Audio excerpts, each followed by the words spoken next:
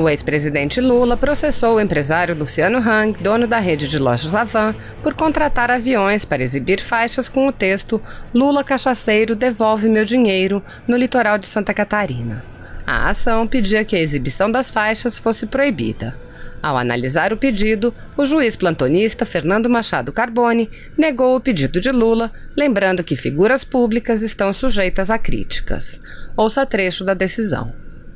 Para a concessão da tutela de urgência, é preciso preencher os requisitos do artigo 300 do Código de Processo Civil, quais sejam elementos que evidenciem a probabilidade do direito e o perigo de dano ou risco ao resultado útil do processo. Entretanto, entendo que, pelo menos neste momento, não há probabilidade do direito. Isso porque, como requerente se trata de pessoa pública, ex-presidente da República, está sujeito a críticas por parte da população. Nesse sentido, decidiu o Supremo Tribunal Federal na reclamação número 15.243 do Rio de Janeiro, relatada pelo ministro Celso de Mello. Não induz responsabilidade civil, nem autoriza a imposição de multa cominatória ou astrente, a publicação de matéria jornalística cujo conteúdo divulgue observações em caráter mordaz ou irônico, ou então veicule opiniões em tom de crítica severa, dura ou até impiedosa, ainda mais se a pessoa a quem tais observações forem dirigidas ostentar a condição de figura pública, investida ou não de autoridade governamental, pois em tal contexto a liberdade de crítica qualifica-se como verdadeira excludente anímica, apta a afastar o intuito doloso de ofender. Caso comprovado posteriormente algum excesso por parte do requerido, isso poderá resultar em reparação por dano moral. O que não se pode é realizar uma censura prévia, o que não é permitido pela Constituição da República Federativa do Brasil de 1988.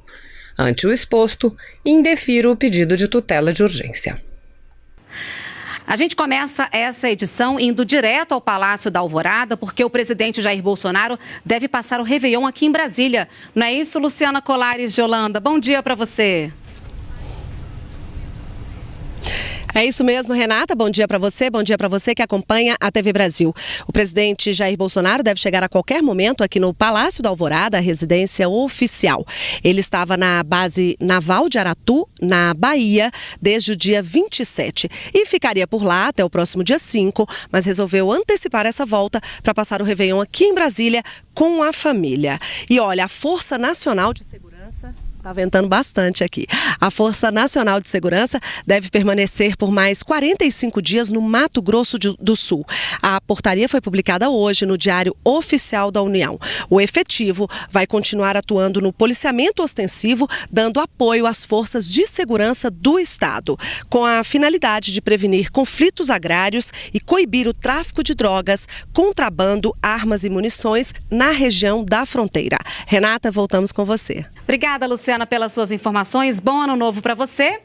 E agora vamos à nossa retrospectiva.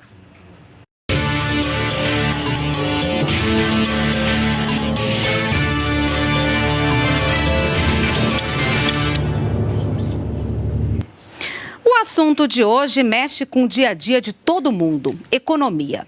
Medidas como a liberação do FGTS estimularam a produção e o consumo e acabaram dando um fôlego para as contas do país. Em 2019, o Brasil superou a previsão de crescimento para o ano. O ano de 2019 começou com a criação de um superministério, o da Economia, que reuniu as antigas pastas da Fazenda, do Planejamento, Desenvolvimento e Gestão, da Indústria, Comércio Exterior e do Trabalho. Com tudo reunido sob o comando de Paulo Guedes, começaram os trabalhos para ajustar as contas, reduzir o Estado e incentivar o empreendedorismo e a criação de empregos. E para isso, o primeiro passo foi reduzir o peso da Previdência nas contas públicas. O problema é que com os anos diminui o número de jovens e aumenta o número de idosos e aposentados. Eu fiz essa reportagem no mês de fevereiro, assim que o governo federal apresentou a proposta da nova Previdência. E expliquei que essa medida era importante exatamente porque o número de idosos deve aumentar e o Estado não conseguiria manter o sistema. De lá para cá foram debates e discussões no Congresso Nacional até aprovação e sanção em novembro. Uma proposta que trouxe mudanças para a vida de todos. Agora, a nova idade para a aposentadoria ficou em 65 anos para homens, com 20 anos de contribuição, e 62 para mulheres, com 15 anos de contribuição.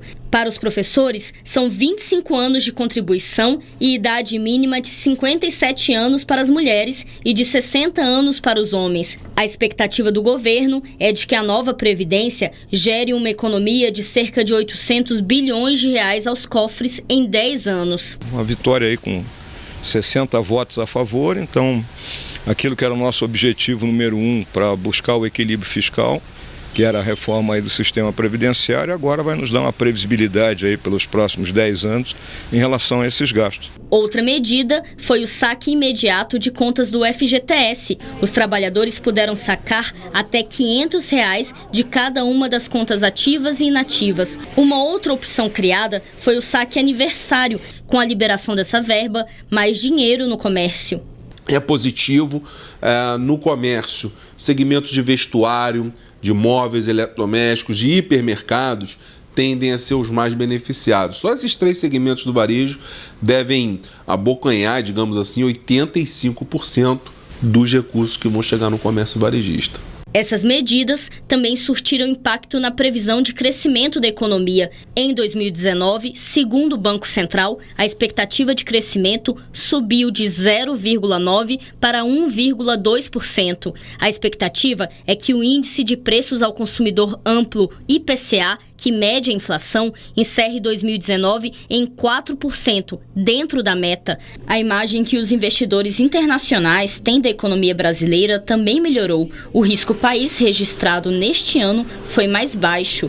Essas ações impulsionaram a economia e o mercado, e os resultados apareceram. O ano começou com a taxa básica de juros Selic em 6,5% e termina com 4,5%, a menor da história. O que permite que a Selic caia e fique baixo por um tempo é uma combinação de fatores. Tem uma parte que é o fator externo, que o juros está mundialmente muito baixo, mas acho que o fator mais preponderante, o fator mais importante é o fato de o governo ter dado um choque de credibilidade fiscal, e esse choque de credibilidade fiscal nos permite trabalhar com juros muito mais baixos. E abrir uma pequena empresa no Brasil ou contratar mão de obra também passou por mudanças esse ano. A nova Lei da Liberdade Econômica, sancionada em setembro, simplificou as regras para incentivar o empreendedorismo. Mais Brasil, menos Brasília. A frase defendida pelo ministro da Economia, Paulo Guedes, revelava uma das principais propostas de governo apresentadas em 2019. Foram 3 propostas de emenda à Constituição. A PEC do Pacto Federativo, que destina mais recursos para estados e municípios e propõe a extinção de municípios com menos de 5 mil habitantes. A PEC emergencial, que proíbe estados e municípios endividados de criarem despesas obrigatórias e aumentarem gastos com os funcionários públicos. E a PEC dos fundos públicos, que permite a utilização de 220 bilhões de reais parados em fundos para o pagamento da dívida pública. Com essas mudanças, estados e municípios podem receber de 400 a 500 bilhões de reais a mais nos próximos 15 anos. As mudanças propostas no programa Mais Brasil tiveram como objetivo ajustar as contas públicas, manter as receitas e despesas equilibradas e permitir que o Brasil voltasse a crescer. O grande desafio brasileiro é a transformação do Estado. É como transformar esse Estado, que gasta muito e gasta mal, numa máquina eficiente e fraterna, sabendo que temos que manter a responsabilidade com as futuras gerações. Nós não podemos nos endividar em bola de neve e jogar isso para filhos e netos também pagarem lá na frente. Outra medida criada neste ano pelo governo foi o programa Verde e Amarelo. O objetivo foi estimular a contratação de jovens até os 29 anos, que nunca tiveram emprego formal. O programa também prevê a inserção de pessoas com deficiência e de trabalhadores que precisaram se afastar do trabalho por motivo de acidente ou de doença. Para isso, o governo vai retirar ou reduzir algumas obrigações da folha de pagamento. Os empregadores não precisarão, por exemplo, pagar os 20% da contribuição ao INSS. A contribuição para o FGTS cairá de 8% para 2% e o valor da multa poderá ser reduzido de 40% aumenta para 20%. Direitos trabalhistas como férias e o 13º salário estão mantidos. Além dessas ações, a medida também prevê microcrédito para pessoas de baixa renda. Cerca de 4 milhões de pessoas devem ser beneficiadas em 3 anos. A medida deve ajudar na contratação de jovens como o Douglas, que em 2019 pôde estrear no primeiro emprego. Espero que muda tudo a minha vida, né? Começo a fazer minha história, né? Minha trajetória. Ajudar minha família, né? E é isso aí. Para gerar mais emprego e renda, uma outra ação do governo federal foi a Lei da Liberdade Econômica. Criada como medida provisória e transformada em lei, ela prevê menos burocracia e mais facilidade na abertura de empresas, principalmente de micro e pequeno porte. Entre as principais mudanças, a lei dispensa o registro de ponto para empresas com até 20 empregados e elimina alvarás para atividades consideradas de baixo risco, como costureira. A medida pode gerar 3.700.000 empregos e mais de 7% de crescimento da economia nos próximos 10 anos.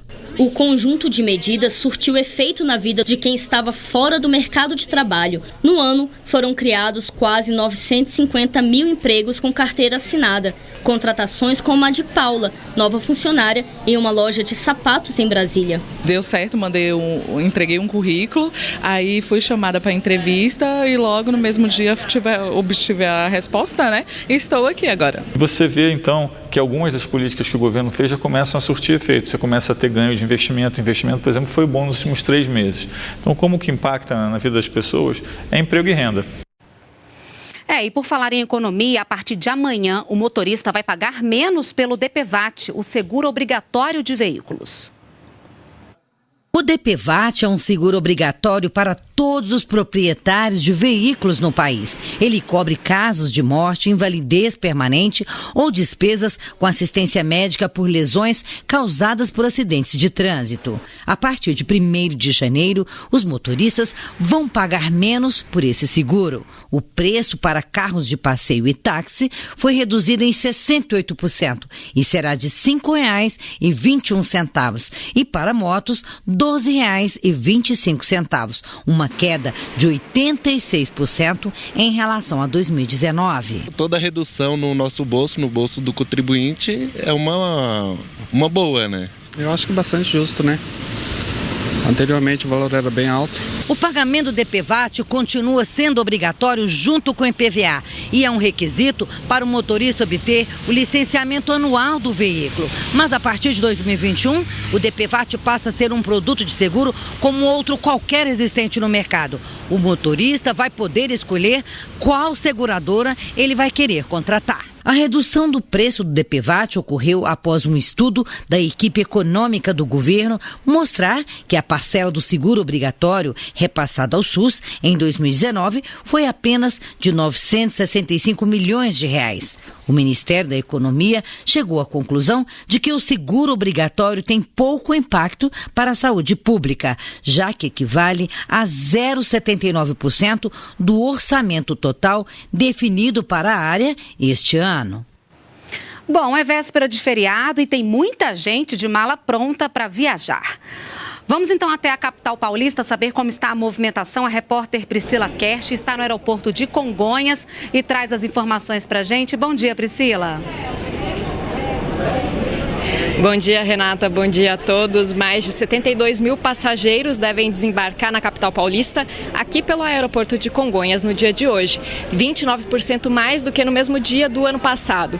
Até agora, houve só 5 atrasos entre 290 voos. Lembrando que, nesses casos, a companhia aérea deve prestar informações e também auxílio como alimentação depois de 2 horas de atraso. No geral, as pessoas devem viajar um pouco mais de avião neste fim de ano. Do domingo passado até o próximo, a Infraero estima que nos 47 aeroportos do país que ela administra, incluindo Congonhas, circulem quase 2 milhões de pessoas, 2,3% mais do que no ano passado. 41 aeroportos operam normalmente agora, 6 têm restrições por condições meteorológicas, como o de Recife. Renata. Se você apoia Jair Bolsonaro, curta este vídeo. Manifeste a sua opinião e compartilhe para que a vontade do povo brasileiro seja conhecida. Inscreva-se no canal para ter acesso gratuito ao nosso conteúdo. Uma produção Folha Política.